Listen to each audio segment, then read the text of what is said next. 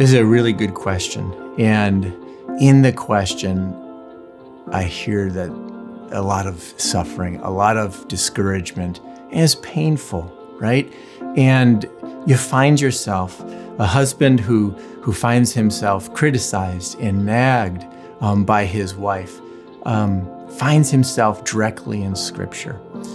Let me open up Proverbs 21. It's a chapter on contention, on conflict, and there's two verses, verse 9 and verse 19, where Solomon opens up to us that situation, that possibility of being married to someone who is contentious or who's nagging. Let me read Proverbs 21, starting in verse 9. He says, "It is better to live in the corner of the housetop than in a house shared with a quarrelsome wife." In 19, he takes it a little bit further and adds the nagging. He says, "It is better to live in a desert land than with a quarrelsome and fretful," or the NIV says, nagging wife. Imagine that, those two metaphors. Either it's better to live on a rooftop, exposed to all the elements, the cold, the wind, the rain. It's better to live there than inside the house with a wife who is quarrelsome and contentious and nagging. In verse 19, he says, it's better actually to live in a desert. Imagine that, eking out an existence in a dry land where you're all alone and lonely and suffering from the elements as well. And Solomon says, it is painful. It's hard to feel criticized. It is hard to feel like you really can't do anything that's good enough. That's always going to be a problem. There's always going to be something that wasn't quite up to par, and that you're falling short. Now, husbands, we love to please our wives. There's nothing more than we want than for them to be proud of us and to love and be encouraged by how we work, how we interact with our children, how we interact with our neighbors, and take care of our homes. But the painful reality is oftentimes our wives are disappointed by us, that we fail, and we can feel criticized. And it's psychologically, it's painful. And sometimes it's more frequent than other times. And it's a good question. What do we do? What are we to do? Well, let me turn the question around a little bit and ask you, well, what do you do when you feel criticized, when you feel like you're falling short? How do you respond? How do you react? Do you get defensive and justify yourself to your wife? Do you typically recriminate her or counter blame and point out her faults, right? Or maybe you avoid the question and change the subject and don't bring it up. Maybe you physically get smaller and get quieter and leave the room even, or leave the house altogether and you stay away for a bit. Maybe you get quiet and keep distance for hours or days and get really invested in other things outside the house or in hobbies or overwork.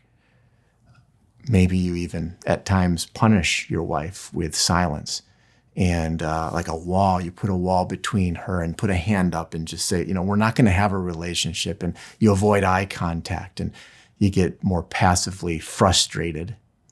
Or maybe you simply just try to work your way out of the doghouse and you try to please her and appease her and try to get her back in your in favor with you, but really do that through serving and being nice and kind and going out of your way to do an extra amount of work around the house, that kind of thing. What do you do when you feel like your wife is critical of you? What do you do when she's on you and you feel like what you're doing is not good enough, doesn't quite please her, doesn't quite meet her standards? why have I turned it around a bit? Why have I said, well, we could talk about what you're supposed to do, but I'd really like to start with what you already are doing. Because so oftentimes when we feel criticized, when we feel like we're not measuring up, our response actually becomes the very context for our wives to struggle even more. That when we pull away, when we justify, when we defend it, that's actually part of a conflict. It's actually just as important and just as destructive in trying to communicate with our wives and to trying to be constructive, that the way we respond oftentimes in pulling away and withdrawing and avoiding and getting quiet and just trying to appease and please our wives instead of directly addressing what your wife's concern is, that actually becomes part of the problem. And it makes it even harder for her. And she might start to be more critical and more disappointed and more desperate as she sees you pull away and maybe even more despairing because she thinks, well, he's never going to really address my concern. And he just wants me to be happy with him. He doesn't really want to address what I've put my finger on.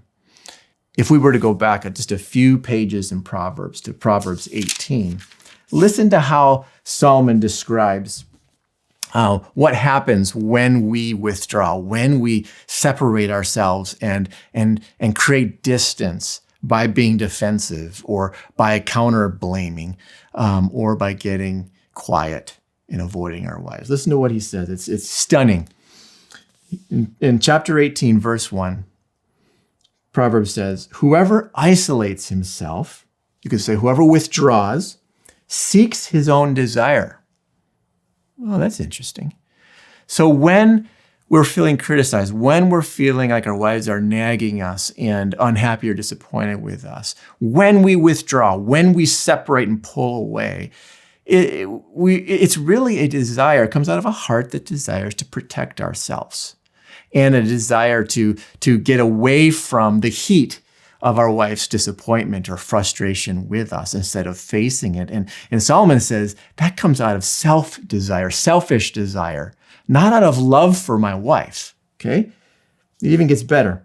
So whoever isolates himself seeks his own desire. He breaks out against all sound judgment. The Hebrew is actually, there's a sense of he bares his teeth is the actual literal. You get a picture of this dog who's backing up, but he's backed up into a corner and he starts to growl. He's not all out attacking, but there's this really unfriendly, don't get any closer or I'll snap, right? He's baring his teeth and he's growling. And the NIV actually says he actually starts the quarrel. Now, isn't that interesting?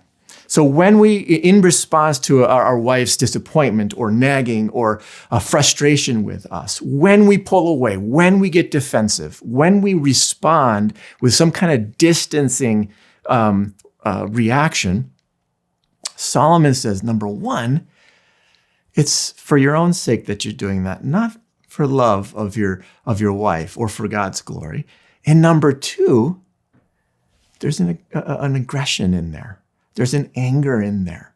There's something that is bearing of the teeth, a growl that says, stay away, don't do that.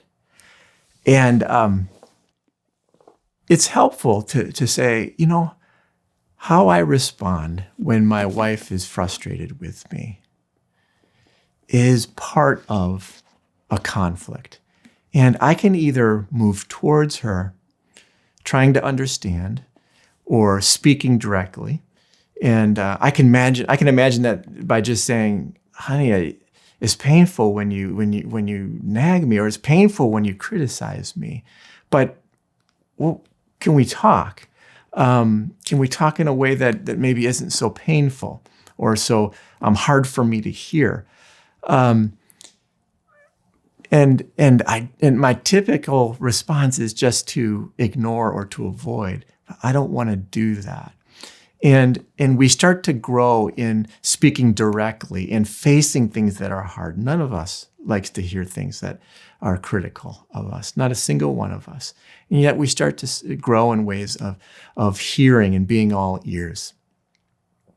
I recently heard a gentleman say, we really should go into conflict with a desire to win. And what is winning? How do we define winning? Winning is being the first person to understand the other's perspective, the first person to really get inside the other's concerns and frustrations and to grasp them. If that's what winning is, then that's a good goal. Now, with that said, there may be a time where you would say, honey, please don't nag me. It's painful. And oftentimes I don't respond well, but I long for you to be pleased with me. And I know I'm a sinner. I know that you see more than anyone in this world, you see my flaws, my imperfections, my hang-ups. You live with them.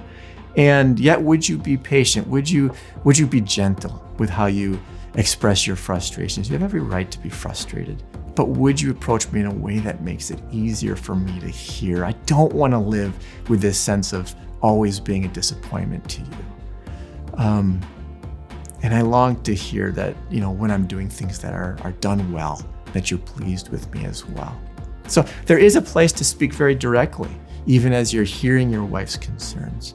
And so, first of all, it's hard, it is painful. And yet, how we respond is crucial. It's part of whether this is going to be constructive and there's going to be growth for you guys as a couple, or whether it's just something that you endure and really doesn't become fruitful.